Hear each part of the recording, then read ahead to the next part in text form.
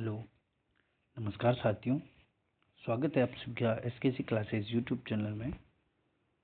REET exam 2-4 दिन और शेष बचे हैं, 27 और 28 तारीख को हैं।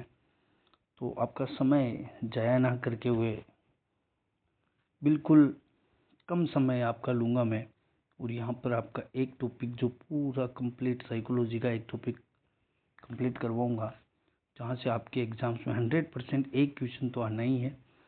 और टॉपिक ज़्यादा से ज़्यादा 5 मिनट के सेशंस में आपके पूरा टॉपिक क्लियर करवा दूंगा, एक भी क्वेश्चन बाहर नहीं जाने दूंगा। ठीक है, तो आप क्लास को पूरी देखिएगा और क्लास को सभी दोस्तों को शेयर ज़रूर कीजिए। यदि आप हमारे चैनल पर नए हैं तो एक बार चैनल को सब्सक्राइब कीजिएगा।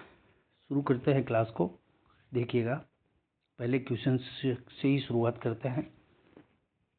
हेंज दुविधा निम्नलिखित में से किस सिद्धांत से संबंधित है? हेंज की दुविधा, ये क्वेश्चन कितनी बार पूछा जा चुका है। ये क्वेश्चन जो है ना, माध्यमिक शिक्षा बोर्ड का फेवरेट है और आरपीएससी का भी फेवरेट क्वेश्चन। हेंज की दुविधा, हेंज दुविधा है, ये शब्द थोड़ा सा इधर उधर हो सकता है, ठीक है, ध्यान रखना। तो ये जो सिद्धांत है किससे संबंधित है, देखिएगा। ये सिद्धांत कोहलरबर्ग से संबंधित है। किससे? कोहलरबर्ग के नैतिक विकास से संबंधित है। ठीक है, कोहलरबर्ग का नैतिक विकास सिद्धांत। 2 नंबर आंसर यहाँ पे सही रहेगा। 2 चीजें देखना, ठीक है। कोहलरबर्ग जो नैतिक विकास सिद्धांत था, उन्होंने ये सिद्धांत दिया था 1969 के अंतर्गत। ठीक है, हिंज नामक व्यक्ति की दुविधा का वर्णन किया था, और ये मैं पहले क्लासों में बता चुका हूँ काफ़ी बार। अभी केवल 5 मिनट के सेशन में आपको मोटी मोटी चीज़ें बताता हूँ।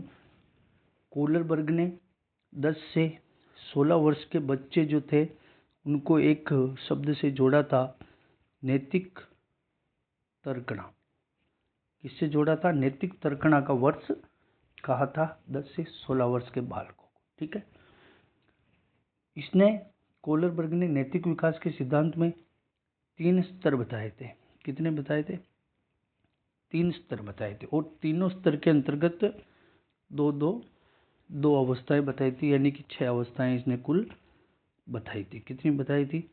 6 अवस्थाएं। ठीक है, अभी लास्ट में इन 6 अवस्थाओं को कंप्लीट बताता हूँ, तब तक अपन 2-4 क्वेश्चंस कर लेते हैं ताकि आपकी समझ बन जाएगी। ठीक है, यहाँ राइट आंसर कोहलरबर्ग का नैतिक विकास सिद्धांत। नेक्स्ट क्वेश्चन देखिए। मैं ज़्यादा से ज़्यादा 7-8 क्वेश्चन करवाऊंगा, और 7-8 में से ही आपके एग्जाम्स में क्वेश्चन आ जाएगा, ये मैं वादा करता हूँ आप लोगों से। देखिएगा, दूसरा क्वेश्चन, नैतिक विकास की सामाजिक ठेक का निर्धारण अवस्था संबंधित है। नैतिक विकास का नाम आते ही सबसे पहले नाम आना चाहिए कोहलरबर्ग। ऑप्शन नंबर 3 सही होगा। आपके रीट के सिलेबस में यदि नैतिक विकास का क्वेश्चन आ रहा है तो कोहलरबर्ग से ही आ रहा है। ठीक है, ये चीज़ आप ध्यान रखना। ठीक है, अगला क्वेश्चन देखिए। निम्नलिखित में से कौन सा स्तर लॉरेंस कोहलरबर्ग के नैतिक विकास के सिद्धांत में नहीं है? 3 स्तर बताए थे। कितने बताए थे? 3। ठीक है, पहला स्तर बताया था इसने पूर्व परंपरागत, दूसरा परंपरागत, तीसरा उत्तर परंपरागत। ठीक है, तो यहाँ जो है कौन सा स्तर नहीं है? परंपरागत स्तर है, पूर्व नैतिक स्तर भी है, और अंगीकृत नैतिक मूल्य स्तर है, लेकिन क्रियात्मक स्तर की इसने बात नहीं करी है। ठीक है, तीसरा ऑप्शन यहाँ पर राइट आंसर हो जाएगा। अगला क्वेश्चन देखिए, ये भी बहुत अच्छा क्वेश्चन है। कोहलरबर्ग के अनुसार व्यक्ति का वह स्तर जिसमें उसके दूसरों के प्रति मूल्य, विश्वास और देखभाल, वफादार होना, नैतिक निर्णयों पर आधारित होता है। देखिए, दूसरों के प्रति विश्वास और देखभाल होती है, खुद वफादार होता है, और नैतिक निर्णयों पर ही आधारित होता है। यह अवस्था कौन सी है? यह स्तर होता है परंपरागत। कौन सा स्तर होता है? परंपरागत। तीसरा ऑप्शन यहाँ राइट आंसर रहेगा। दूसरा स्तर होता है परंपरागत। परंपरागत जो है आपके, ये 10 से 13 वर्ष का होता है। ठीक है, इसी के अंतर्गत नैतिक तर्कणा भी आती है। ठीक है, और पहला स्तर होता है वो 4 से 10 होता है। ठीक है, और तीसरा स्तर जो आपके होता है ना, वो होता है आपके जो 13 से लेके 16 तक का। ठीक है, अगला क्वेश्चन देखिए, अच्छा क्वेश्चन है। निम्नलिखित में से कौन सी कोहलरपुर द्वारा प्रतिपादित नैतिक विकास सिद्धांत की एक अवस्था नहीं है? 3 अवस्था बताई, परंपरागत, एक पूर्व परंपरागत और एक पश्चिम परंपरागत। यहाँ कौन सी नहीं है? गैर परंपरागत नहीं है। पहला ऑप्शन यहाँ राइट आंसर रहेगा। नेक्स्ट क्वेश्चन देखिए, कोहलबर्ग के अनुसार सही और गलत के प्रश्न के बारे में निर्णय लेने में शामिल चिंतन प्रक्रिया। देखिए, बच्चा सही है या गलत है, इन दोनों की चीज में द्वंद्व की स्थिति में होता है, कॉन्फ्लिक्ट की स्थिति में होता है, तो इनके बीच में वो चिंतन प्रक्रिया करता है, उसको क्या कहा जाता है? मोस्ट एंड इम्पोर्टेंट क्वेश्चन ध्यान रखना, उसको नैतिक तर्कणा कहा जाता है। 2 ऑप्शन यहाँ पर राइट आंसर रहेगा।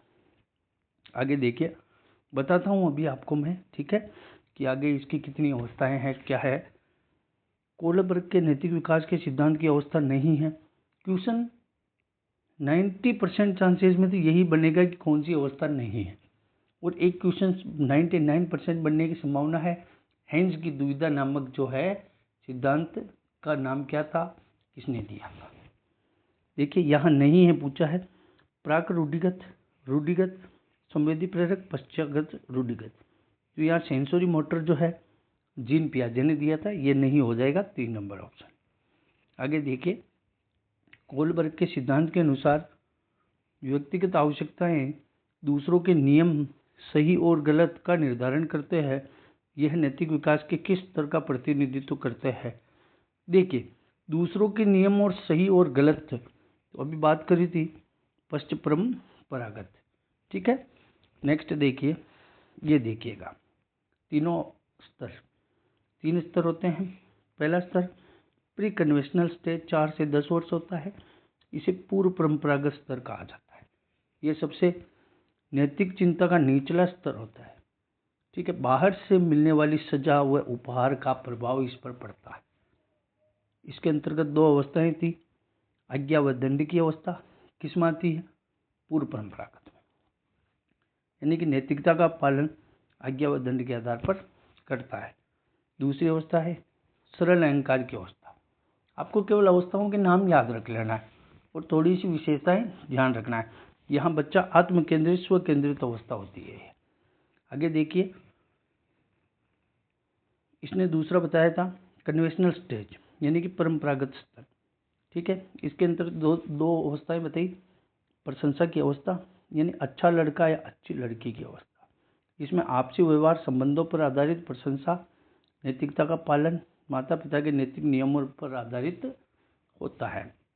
इसके अंतर्गत ही वापस दूसरी अवस्था जो बताई थी वो थी सामाजिक व्यवस्था के प्रति सम्मान की अवस्था, ठीक है। इसको याद रखें, इसमें कानून, न्याय और कर्तव्य पर आधारित होती है। फिर तीसरी जो है इसने बताया था स्तर पोस्ट कन्वेंशनल, जिसे अपन उत्तर औपचारिक या उत्तर परंपरागत बोलेंगे। इसके अंतर्गत जो पहला बताया था सामाजिक समझौते की अवस्था, पहला चरण। दूसरा आंतरिक विवेक की अवस्था। तो आपको जो है तीनों स्तर और 6 ही इसकी अवस्थाएं आपको याद रखनी है। किताब में एक बार अच्छे से देख लेना। पूरी यहाँ पर मैं आपको एनालिसिस करके बताऊंगा तो क्लास बहुत लंबी हो जाएगी। और मैंने जो क्वेश्चंस बताए ना फर्स्ट में, उनको एक बार वापस देख लेना, वहाँ से क्वेश्चन बनने की 99% संभावना है, ठीक है। ऐसे ही मैं छोटे छोटे टॉपिक से आपकी साइकोलॉजी 2-3 दिन में इतने इंपॉर्टेंट क्वेश्चंस, कम से कम 15 क्वेश्चंस का मटेरियल मैं आपके बिल्कुल मुंह पे याद करवा दूंगा, ठीक है। तो जो स्टूडेंट्स नए आए ना, वो हमारे चैनल को एक बार सब्सक्राइब ज़रूर करें। मेंस की तैयारी भी इसी चैनल से आपके आगे स्टार्ट करने वाले हैं, ठीक है। धन्यवाद।